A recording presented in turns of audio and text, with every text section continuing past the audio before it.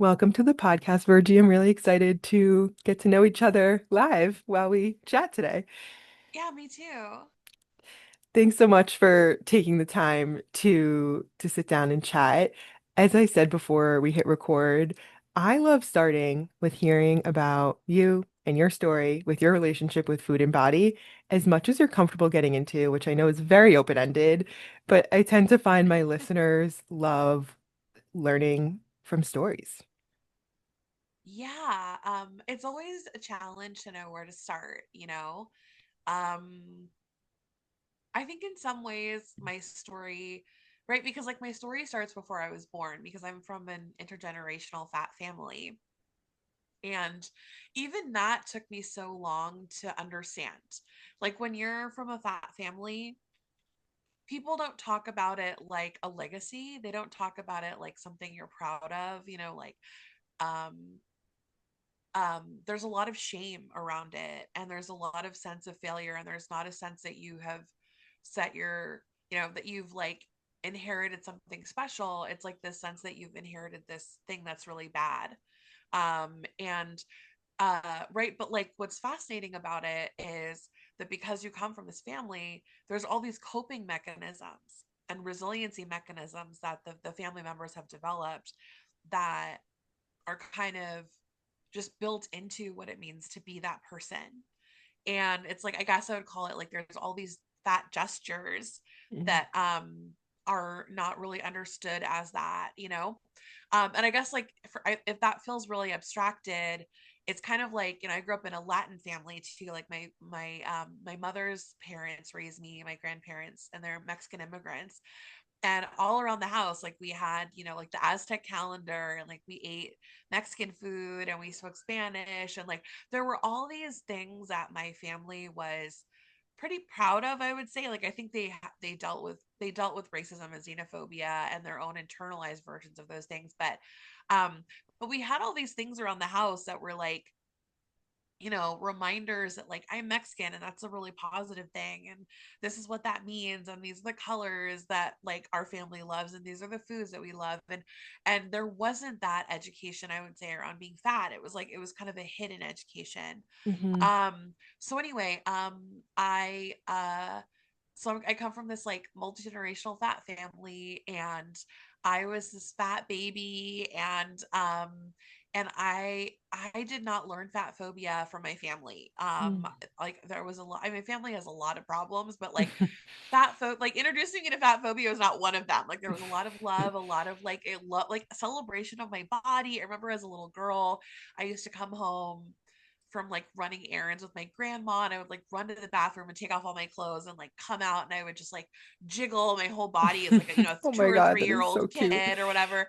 Yeah, and it would make my grandma laugh, which I loved, and it was like I loved my body. And like I Mhm. remember even that memory of like jiggling. It felt so good. Like I felt like my body was magic. And I wrote about this in like my book called You Have the Right to Remain Fat. So it's like I always feel a little bit weird repeating it, but I'm just gonna do it. Yeah. I remember thinking like my body felt like kind of magic, like the water in the bathtub, like the water at the pool, like these places that I really loved. Mm. And and there was like this euphoria I had around my body, and it was like that pre fat phobia awareness, like you just like integration where there's no separation between your Mm. body and your relationship to food.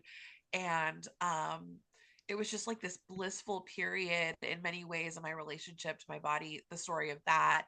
And then like a lot of people was introduced to fat phobia at school by my peers.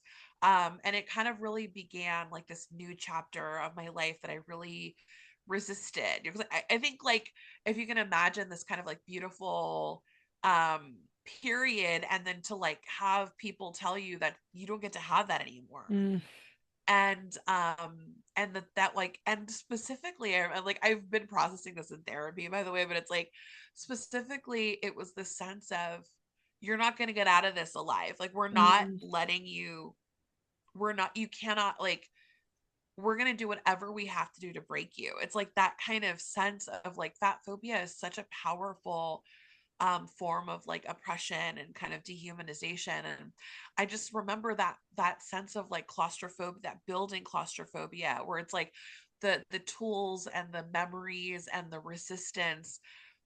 I, if you start, if that all started at age 5, like this fat phobia stuff, by the time I'm like 8 or 9, I'm really starting to lose steam. I'm really Mm, starting to like want to give in because it's just the easier thing to do.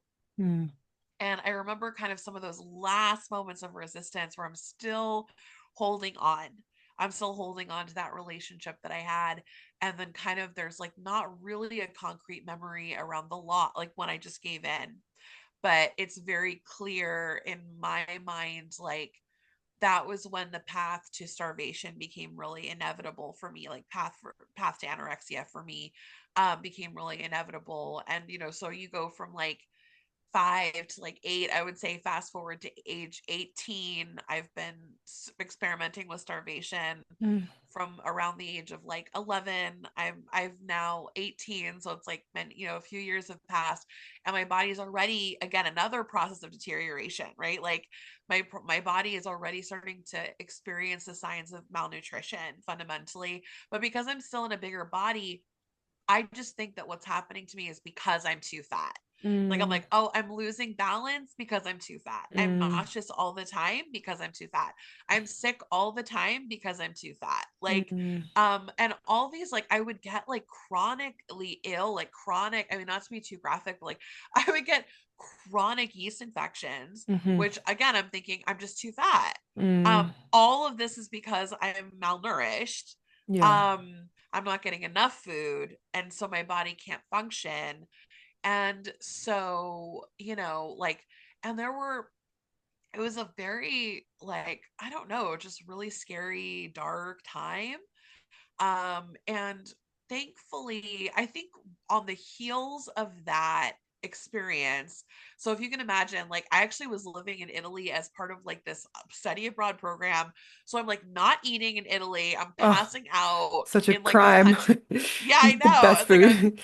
totally, I'm like, it's like I am passing out like on benches in the street Oh, in a country I don't know, right? Like, because I'm so exhausted and I'm just thinking it's like I'm too fat. This is what's up, right? Like, so and I kind of want to I know I've already gone over like my story a lot. I'm like I'm such a long no, I talker, but love a long story. I love a long story. Like, truly, I mean it when I say okay. that. Okay, amazing. I mean, I think what's important, and it's become increasingly important for me to say this part out loud because of the era we're in right now around GLP-1s. Like, Hmm. I think people don't, maybe if they're not fat, or they didn't experience like brutal fat phobia like many of us did, um, they, like, people don't understand that this is like brainwashing. It's like brainwashing. And Hmm. so like fat phobia is a form of brainwashing, and it creates a reality where you can't see any way out of your any of your problems Hmm. without trying to become a thin person. And so if you can imagine like kind of the bargaining that I'm doing with this thing that's making me ill, and I'm like unable to see it. I'm unable to see how ill it's making me. Um I'm unable to see there's nothing wrong with my body. It's just like it goes against the trauma that I experienced, right? Like I got like, emotionally tortured, I would say, like, and brainwashed. And to go back to that peaceful period is now, instead of giving me like hope, it gives me a sense of terror. Right. The idea that I might like my body fills me with terror. So uh it's through it's so like I'm 18 living in Italy. I actually had this like, in the midst of it, I had this like really strong intuition that I was on the wrong path. Mm, Um like not from a diet perspective, but from like a life perspective. I was definitely trying to be normcore. Um and I was like, I think deep down I'm not normcore. And there was a little bit like that sense of, you've got to leave the college that you're attending now full of like conservative people who don't look like you, and you need to find your people. yeah. And the download was very much like, you need to go to UC Berkeley. Where were you? I love that. Where were you at Yeah. school before?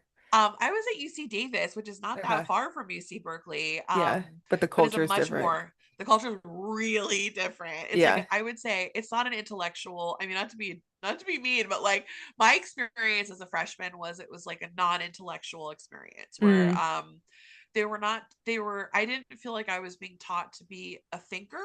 hmm I feel like I was being taught to conform, you hmm know? And so I ended up applying to Berkeley after coming back from Italy.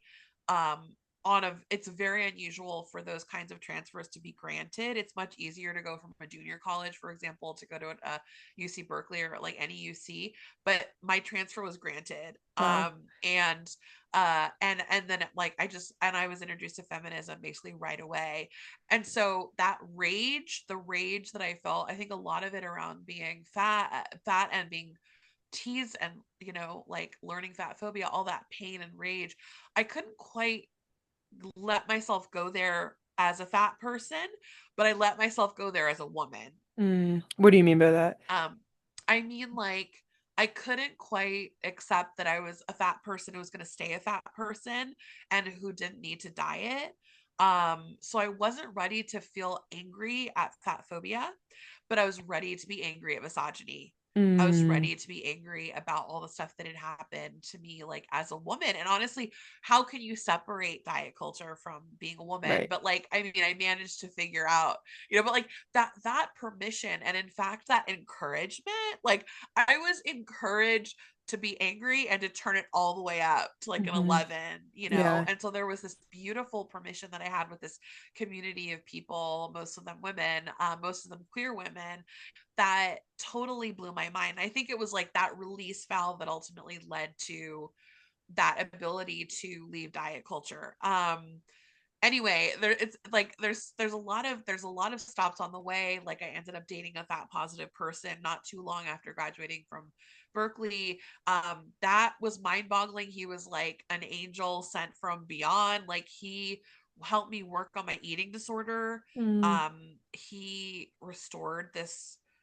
restored a sense of that my body was beautiful and sexy and amazing, and like um and then I ended up going to graduate school and studying um weight stigma, and like that really my introduction to through that process, my introduction to fat activism and fat activism principles really clinched the whole thing. Like the minute that I discovered fat activism, I knew that I had found something that was profoundly going to change my life, and that I felt at the time that was profoundly going to change the world, which I mm, still believe. So yeah. that's kind of, yeah. Yeah. Thank you so much for sharing all those pieces of your story.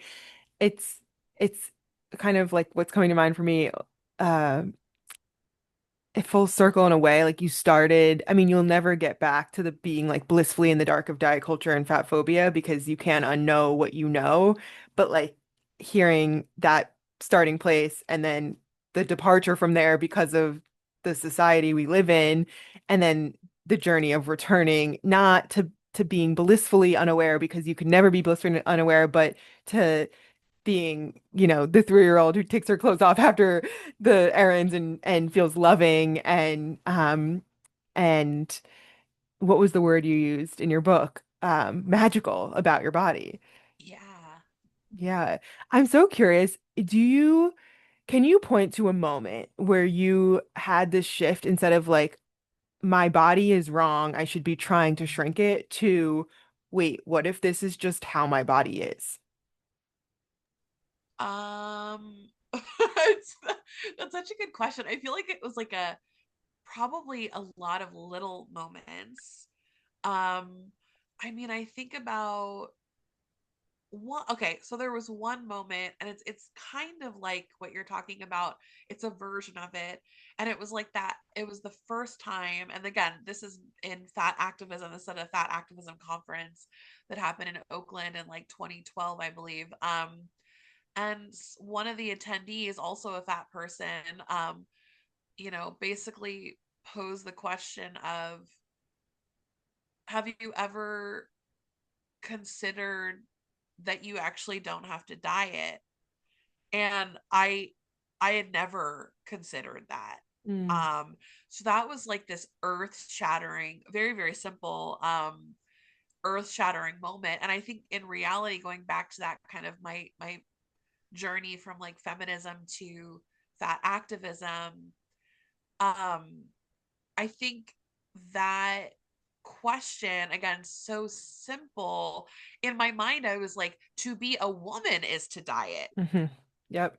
There Yeah. is no womanhood without dieting. If you're not dieting, are you even a woman? Mm, And like, and so I think there was like that part of my gender brain. Again, it's like you can't separate any of this really, but I think there was this part of me that was like, oh man, like I don't even know if women know this. Like not even just fat people. I don't even know if women know this. And so mm, that was kind of that like almost, I mean, there's this moment as I'm like talking, it's like I'm getting chills in my body, and I'm like, mm, it's like these moments that feel like they're part of the collective unconscious, mm.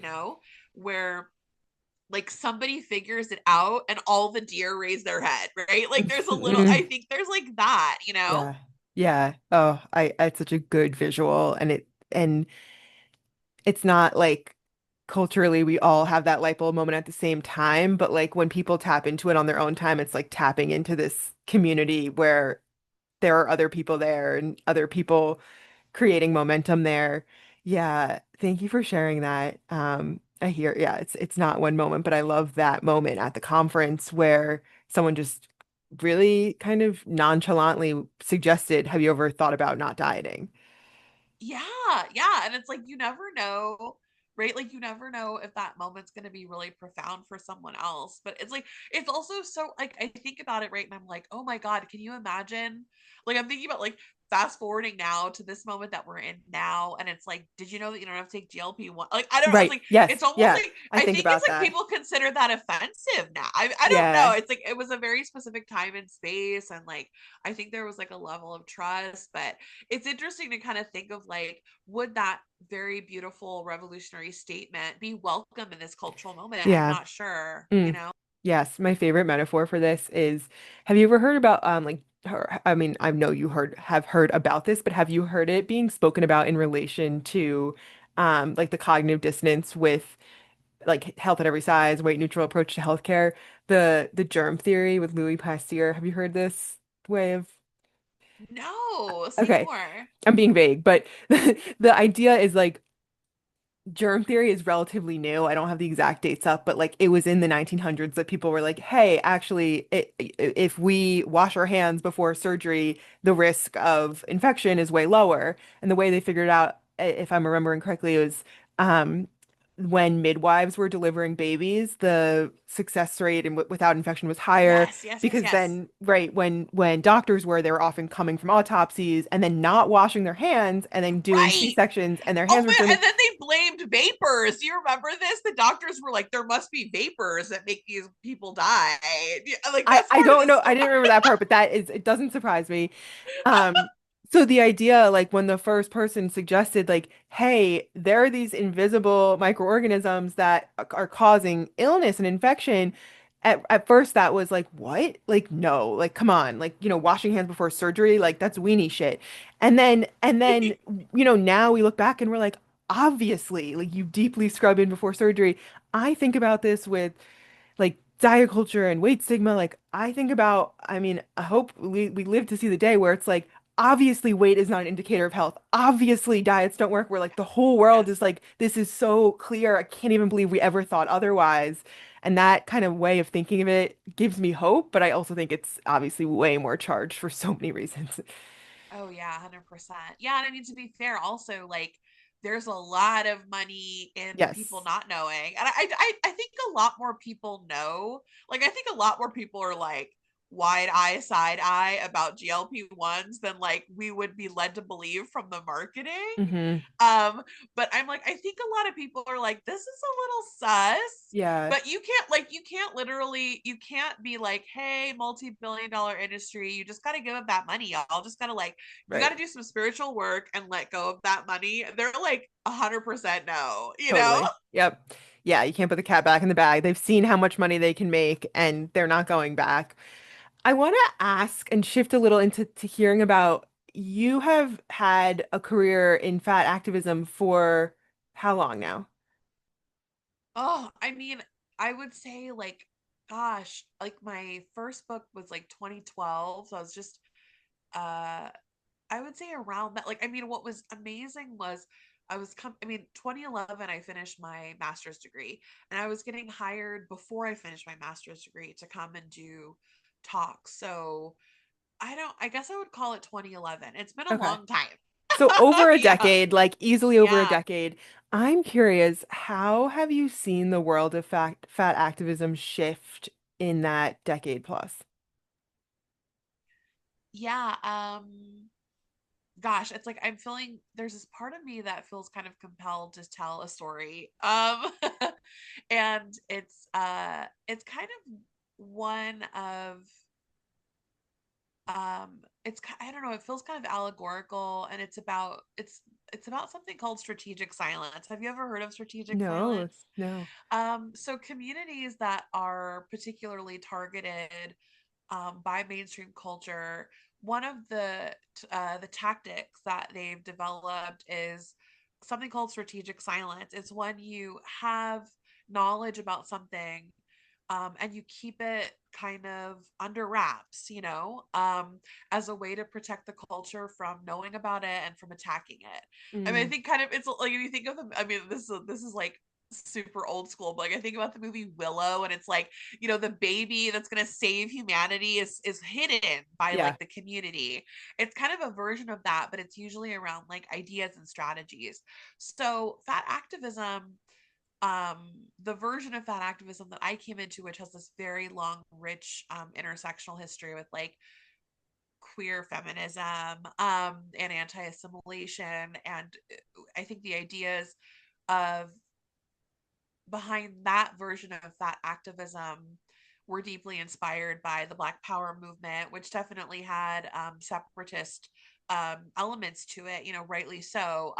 And so I think like I remember coming into fat activism and this like strong sense I had to want to democratize these ideas.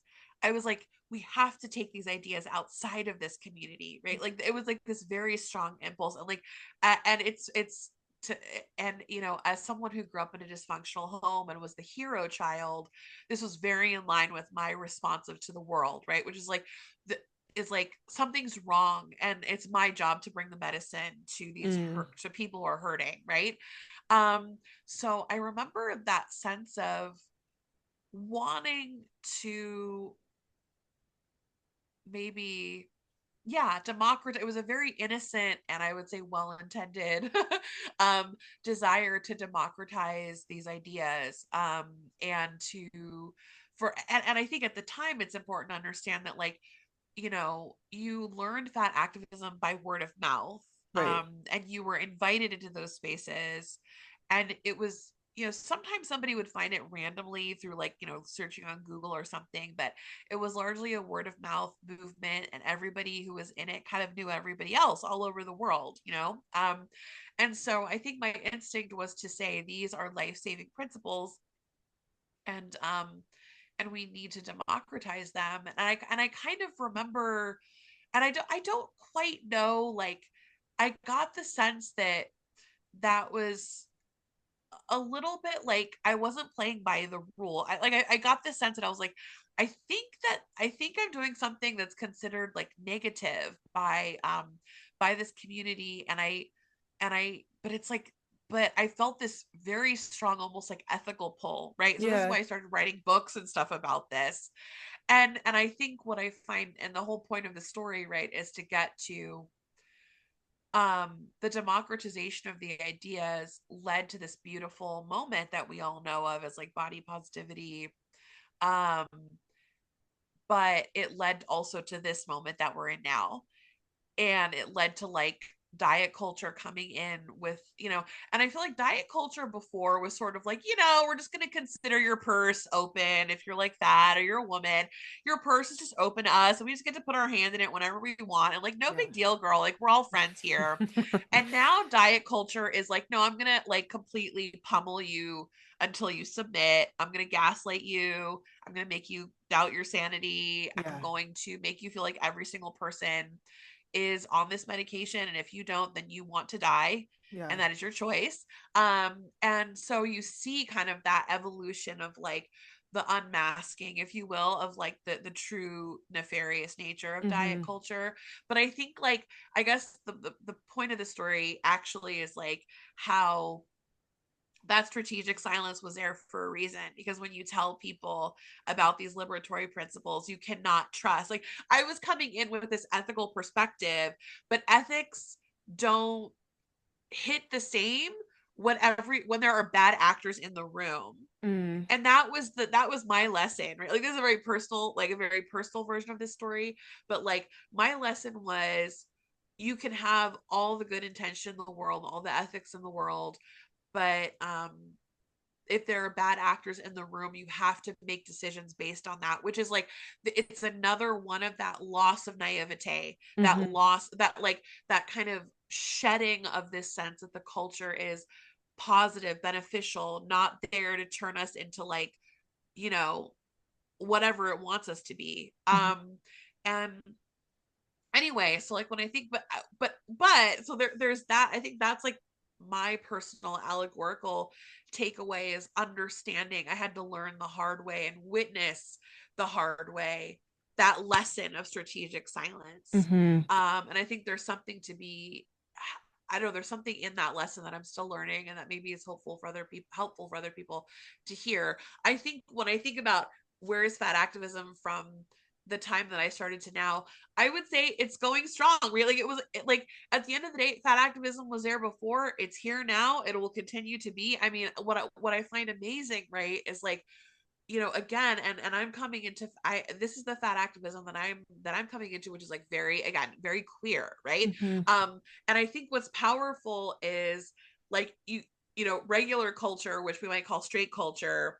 Like one more story, like forgive me, but like one No, more I love a story, and it story. Go kind ahead. of just, it's just like it goes to the contrast for me of like what, so like okay, so back to back, a few months ago I went to a concert, you know, you a concert that you would presume was like probably most of the people there were straight, frankly. And I Okay, looked but you have to around say the me. concert now. We have to assess what No, you won't I'm not say it. naming names, no. Okay, okay. um Now I'll but just leave me wondering. What's a concert where most of the people would definitely be straight? well, there, you know, there's like there's certain concerts Sure, where you're like totally. everyone Yeah, here is probably queer, right? Like I mean, yeah. I think there's like, so, or most people. So anyway, I was like, and I was looking around me, and I could visibly see like all so many of the women in particular. I could tell they were on Ozempic. I could tell they were on GLP-1s. Mm, wow. Visually, and then like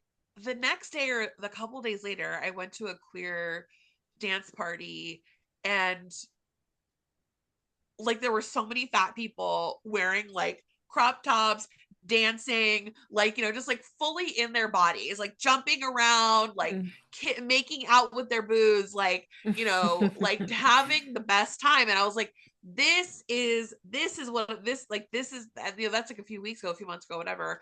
I'm like, this is fat activism versus like body positivity, right? Like I think, Mm, and it's like I don't necessarily, like I'm somebody who identifies as body positive too. Like I use that phrase interchangeable. I don't have a lot of beef with body positivity, hmm. but like, and I guess, but in my mind, when I think about kind of the ways in which, in general, when mainstream culture takes an idea from the fringe Mm. and it kind of is like, okay, this cookie is okay, but can we like add or take away Yeah, it gets some of this? diluted.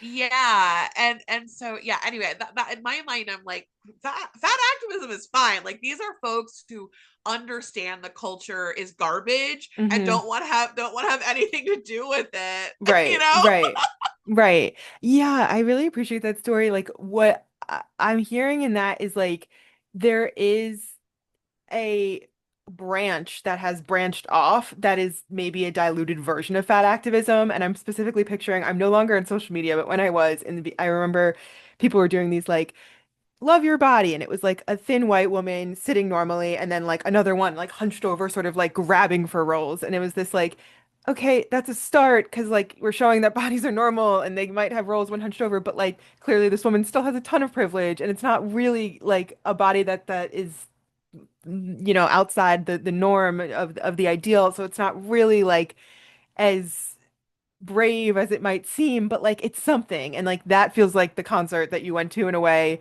And then but then it sounds like there is another branch, probably the trunk, the main part of fat activism that has stayed and continued to evolve and gain traction and grow in depth and in all of its wonderful seeing the like marginal identities and all the deep pieces that come with it. Yeah, absolutely. And I think, it's been really, to be completely honest, like, it's been really awakening in like not the nicest way to kind of look at an ideology, right? Like, which fundamentally fat activism, body positivity, to see how deeply it transformed someone like me, um, and to watch the culture be exposed to that same ideology and be willing to go back. And this is one of those conundrums and like sources of spiritual pain for me that Mm. I'm just like chewing on, chewing on, chewing on, chewing on, right? Meaning, because since Yeah. GLP-1s, people are reverting back to ideas that were like about bodies pre-fat activism being more mainstream. Yeah. Yeah, yeah. I'm just like, how, yeah, and I mean, I don't want to put that kind of like fully, yeah, I think there's a lot of people who these principles did deeply change them, Hmm. and it did deeply change their values. So I don't want to underplay that, but I think there's Yeah. a lot of people for whom that is not the case, and some of them are people who are, um like in parts of my life, like Mm. like extended family and things like that, that I'm like, um yeah, it's just hard to see. Yeah, totally. Like, how can you just go back after knowing the harms of weight stigma and like weight-based depression? I want to definitely get into more about GLP-1s. I want to hear more about what inspired creating your podcast. Before that, I just want to go back to like this ecstatic dance, or maybe it wasn't ecstatic dance, whatever the dance party you were at scene was. Um, and I'm so curious about the intersectionality piece you're describing. Like, there were like mostly queer folks and folks who seemed to be more accepting of their body based on the way they were moving and dressing. How does weight bias intersect with other systems of oppression like gender, race, class? And I know this is a huge question, but just for folks listening, maybe being exposed to this idea for the first time, what does it mean to approach this work from an intersectional lens? Yeah, I mean, the word that comes to mind is positionality. Like, positionality is like a kind of a like academic-y word for where you stand in society. Mhm. And for people who have multiple marginalized identities, we have been forced, like, I'll start with this, right? Like, my first politicization, or my first ever experience of activism, was around race, around being a person of color, right? Like, being Latin. And I understood my role at, like, I understood that I had been put into a position outside of society, like outside of like mainstream dominant culture by virtue of my race. And so my positionality was already as sort of an outsider. And then, when you think about someone who might be also a person of color, or a queer person, or a person with a disability, right? Like, their understanding of life is one that's already on the margin. Mhm. And I think what's powerful, I mean, there's an element of pain about being on the margins, but there's a type of wisdom that Mhm. is very unique to people on the margins. And when I say that, I'm specifically referring to wisdom about what the culture is, what the culture is based upon, and kind of the danger and nefariousness of mainstream culture and pursuing mainstream culture. Because and I there's so many metaphors I kind of want to go into, but I'll say that for a minute. So, like, the next word I kind of want to talk about, so positionality is the first word. The second word I want to talk about is heartbreak, right? So, like, there's an element of heartbreak to accepting the world as it exists, as something, and the culture as it exists. And when you're a marginalized person, you have to kind of accept that the culture isn't what it says it is. That the culture is a bit of a bad actor Mm, because it relies upon your oppression to maintain itself.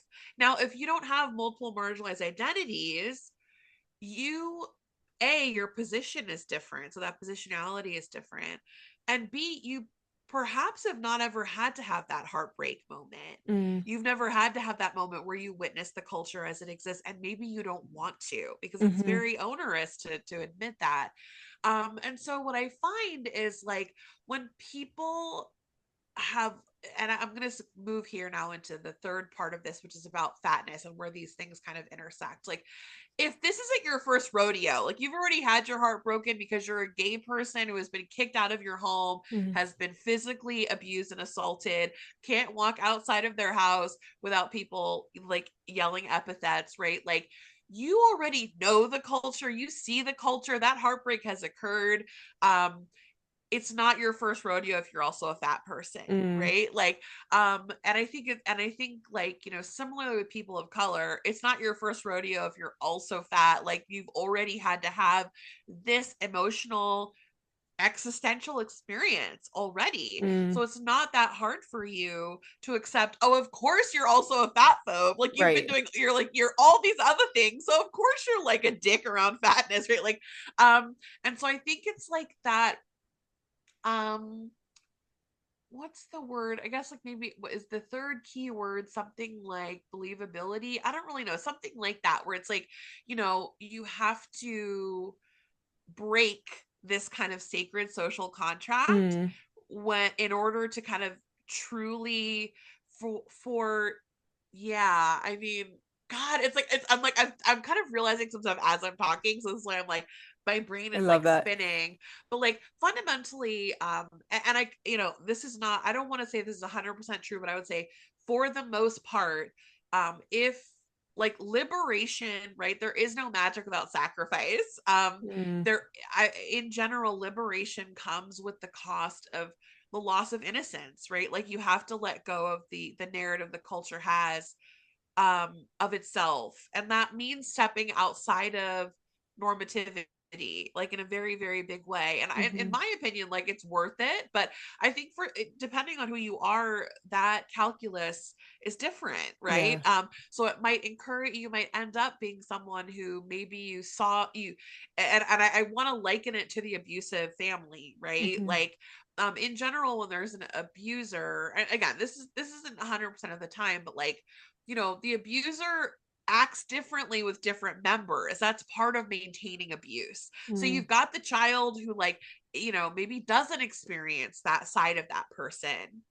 And it's really hard for them when right. someone, you know, when someone's like, hey, dad's an abuser, they might be like, no, no, no, dad Right. isn't. Dad's Are, great. so are you saying You it's know? like if someone's like, hey, weight stigma's real, and then someone who doesn't live in a larger body is like, what do you mean? Like, no, like, what do you mean? It's like that they're treated differently by society, or so they don't see it.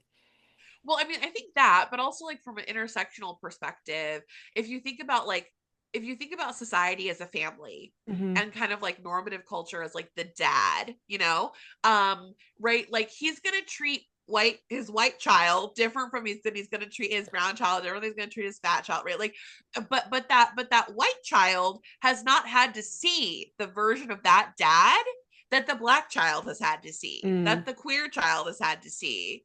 And so that white child really wants to maintain the idea that my dad is awesome. My yeah. dad is a good guy. Meanwhile, like over here, your siblings are like, no, like, Yeah. I've already accepted that that person's a monster and it still hurts me. But I'm not having the struggle that you're having because I've seen who he is. Mm, And even though he isn't that way with you, he's that way with others, which means he is that way. right. He has it in him to be that way. Yes. Yes. Yeah. I mean the big thing I think that's sticking with me. I mean, you said it's so much so potent what everything you just shared. The big thing that's sticking with me and just going back to that visual that you painted of the dance party the other day and just how I mean, one way I've never thought about intersectionality is almost like, hey, I am already feeling on the fringes or oppressed or marginalized based on other identities. Like, not to say that makes accepting your body or fatness easier, but it almost sounds like you said, this like bubble has been popped already of like this is how the world is, and like I already see that, so I might as well just enjoy my life and enjoy my body instead of like trying to conform.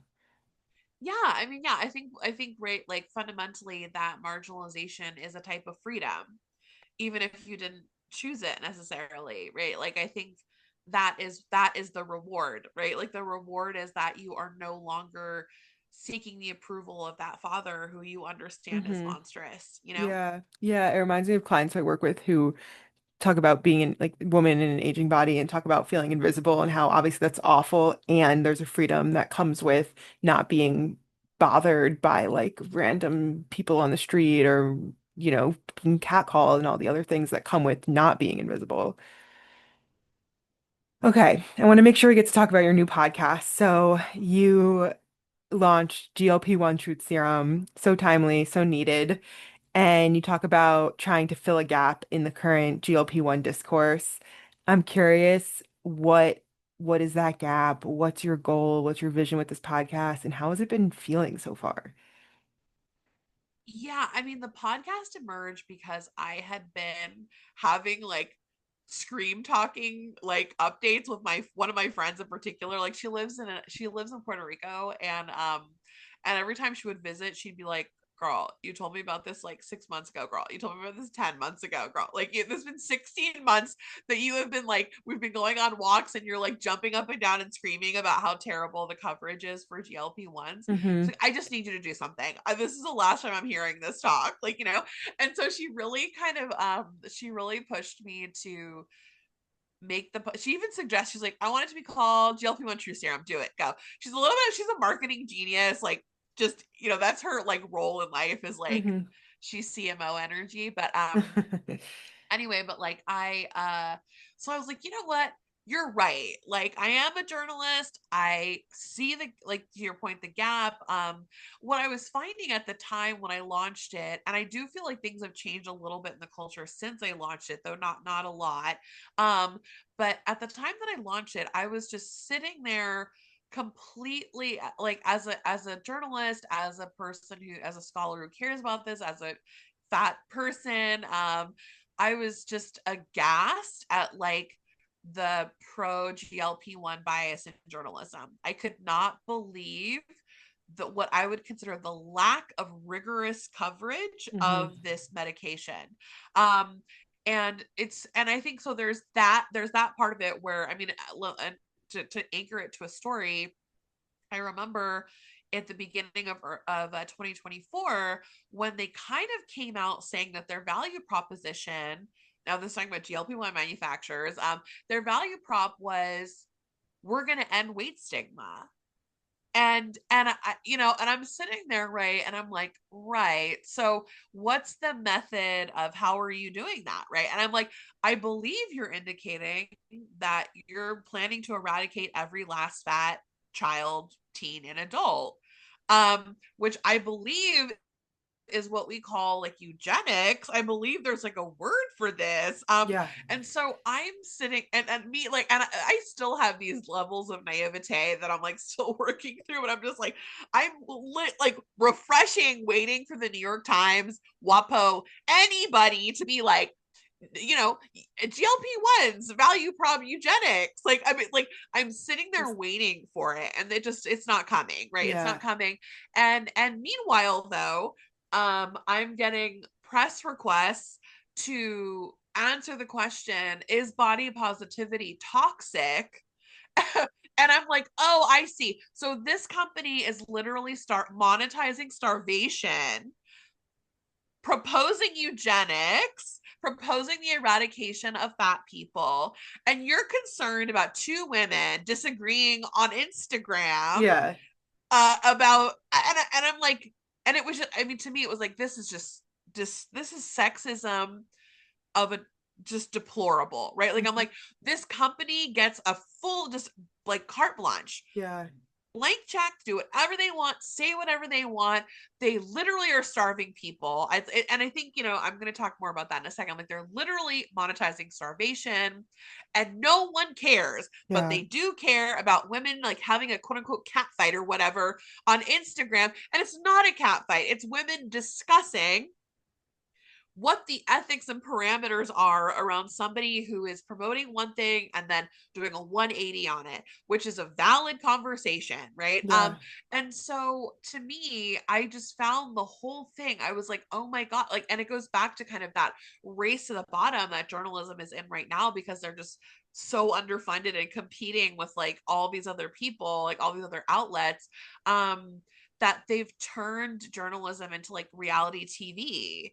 And I think that, I remember I was watching a documentary and one of the people who was interviewed had this really powerful quote, which was like, when there's a feeding frenzy, the line between like high journalism and the Inquirer begins to blur. Mm. And GLP-1s is what we would call like this whole situation that's underway, is this whole situation with like GLP-1s, body positivity, etc., and the ways in which they've gone after body positivity.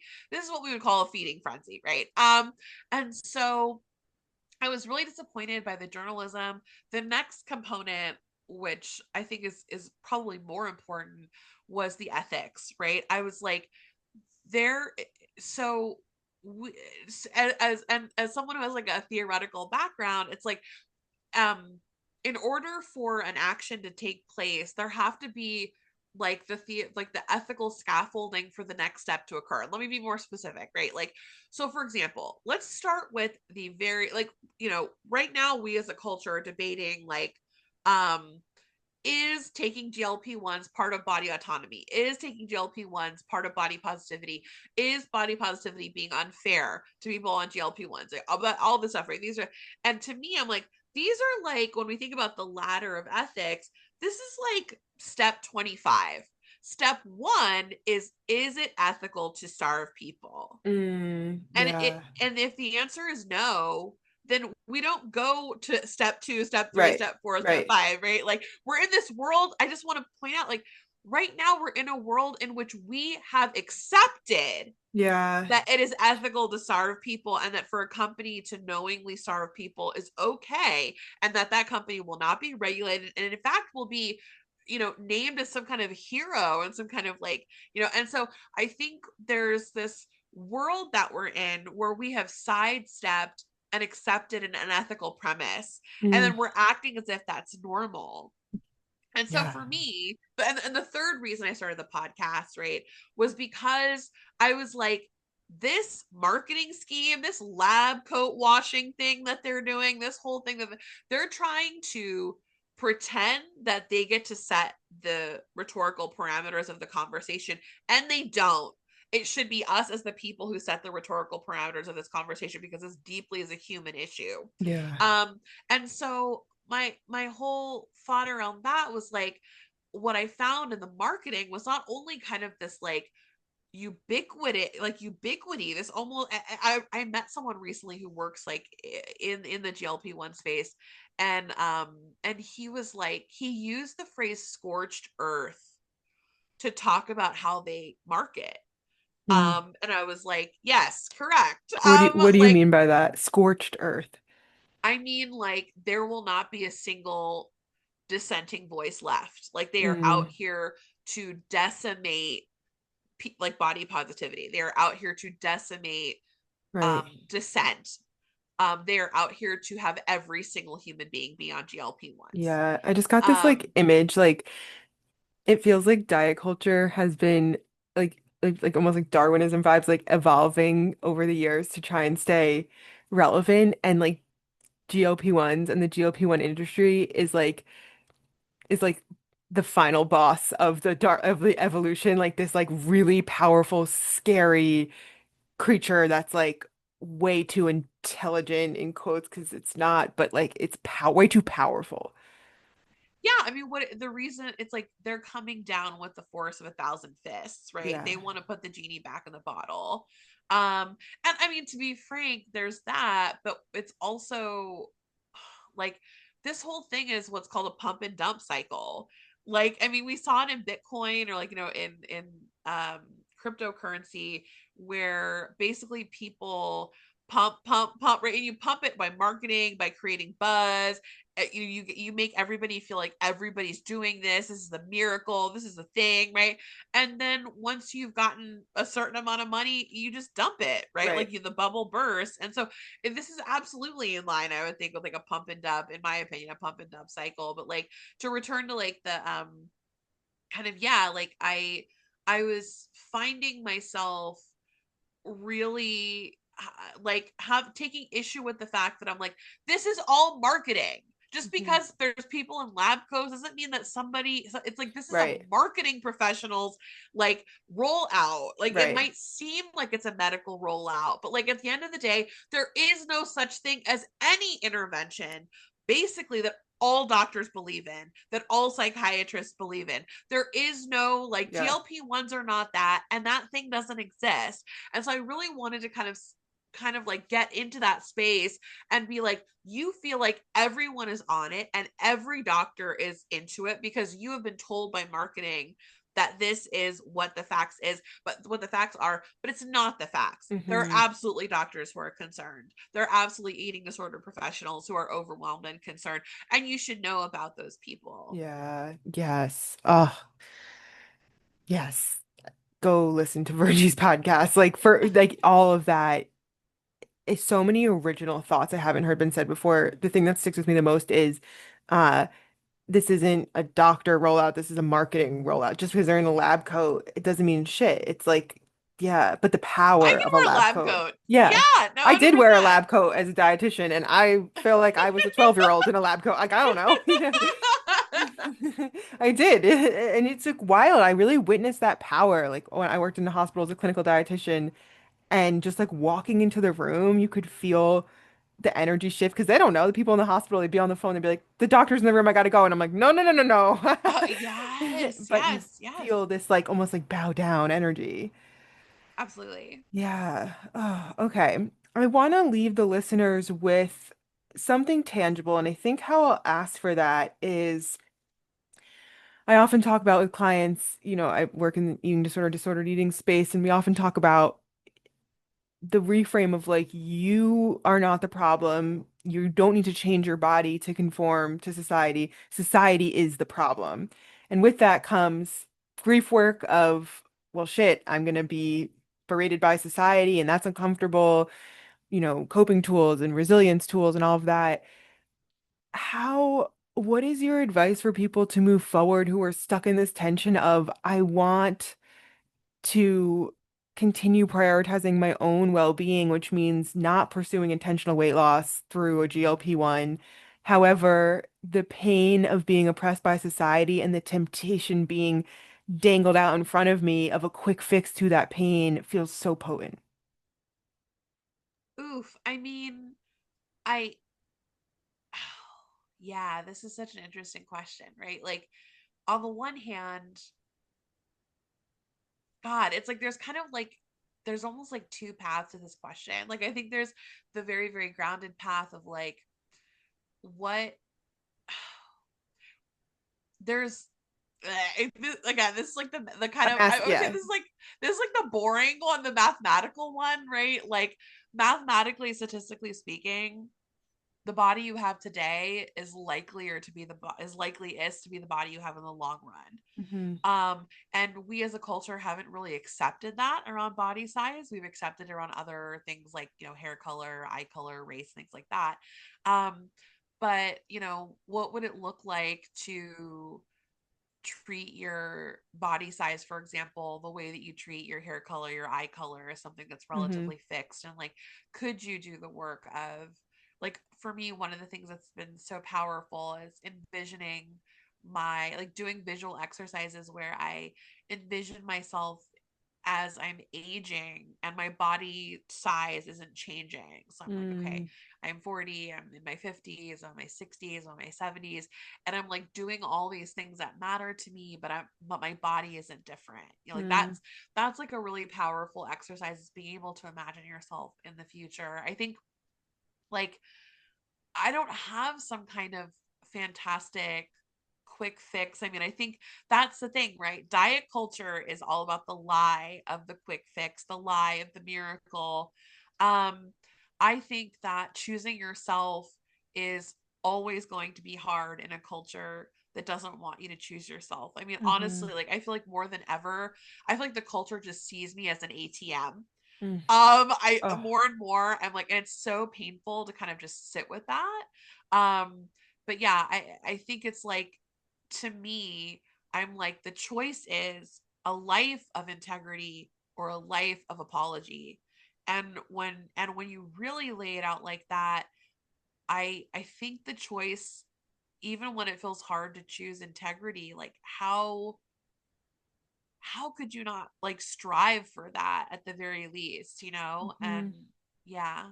Yeah, that's such a beautiful answer. It sounds like a lot of what you said is this is hard, but it's almost like it's hard either way. Like it's hard Pick to your heart. choose, yeah, the Yeah. path of integrity and deal with the oppression or the feeling of being an outsider that might come with that. But it's also hard to, what was the opposite of integrity that you said? Yeah, it's also, yeah, apology. It's It's also also hard to live hard. a life apologizing Yes. for, yeah, exactly. Yeah, that's really beautiful. And Okay, I mean, I think like I have one last thing on that please. answer, which is like, when you think about, I mean, going back to pick your heart, right? Like like what might be challenging is there's this sense that being in diet culture is just easy. It's a path of least resistance. It's not. It's Hmm. extremely, extremely hard. The Hmm. difference between the hardness of integrity and the hardness of like, not choosing yourself and living in that life of apology is the culture is set up for you to live that life of Mm. apology. So sometimes, like, that first step is like, can I build an infrastructure where integrity feels easier? Mm. What might that look like for Hmm. me? You Yeah. know? Yeah, and what comes up to me immediately when I hear you ask that, it just feels like you need community. You need examples of Yes, other people yes, doing it to pave the way or to give you the courage to join in. yes. Yeah.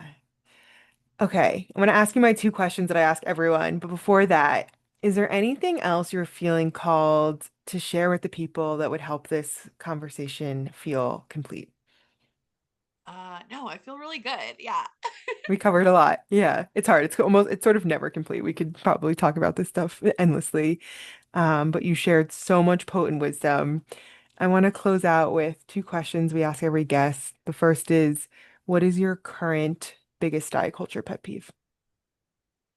I mean, the word that comes to mind is just like monetized starvation. Yeah, Yeah, yeah, GLP-1s and monetized starvation. yeah, totally. And on this podcast, we talk about divesting from diet culture. To me, the opposite of being in diet culture, the opposite of being tethered to an outside set of rules and metrics to govern your eating is to go inwards and get that information from within, from your own wisdom, your own intuition. And I get really curious, I'm an intuitive eating dietitian. The word intuition is so loaded. So a couple years ago when I started this podcast, I started asking people, what does intuition mean to you and how do you experience it? Wait, I'm realizing this moment we didn't talk about the five stage. Oh, it's okay. We talked about so much We talked about so else. much. Okay. Yeah, yeah. I just saw the tab open and I was like, no. What does intuition mean to you and how do you experience it? Gosh, I mean, again, I'm gonna go with my intuition on answering this.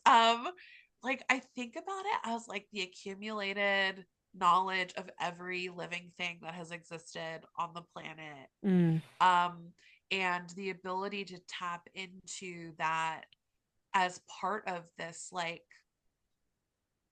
as part of that collective unconscious, part of like being, I often like, recently I was teaching a group in Oakland called the Radical Monarchs. They're kind of like a rad intersectional version of the Girl Scouts. oh, love. And yeah, it's really cool. And so one of the things that I was sharing with them, because they have this badge called Radical Bodies, and I was there for their Radical Bodies badge.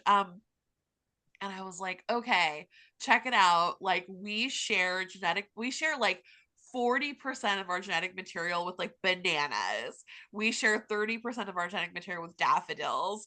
And we share like 70 or 80% with like bumblebees. It's just it's like and they were just bedazzled. Like they could like this was the thing. They didn't care about anything else I said. They were like, I'm half banana. I am like a third daffodil. Right? And they're like 7 and 8 years old. So that's Yeah, how they understand what that means. right. And I was like, yeah, okay. And at first I was trying to be like, no, you're not half banana. But I was like, you know, whatever. You're half Yeah. banana. Who cares?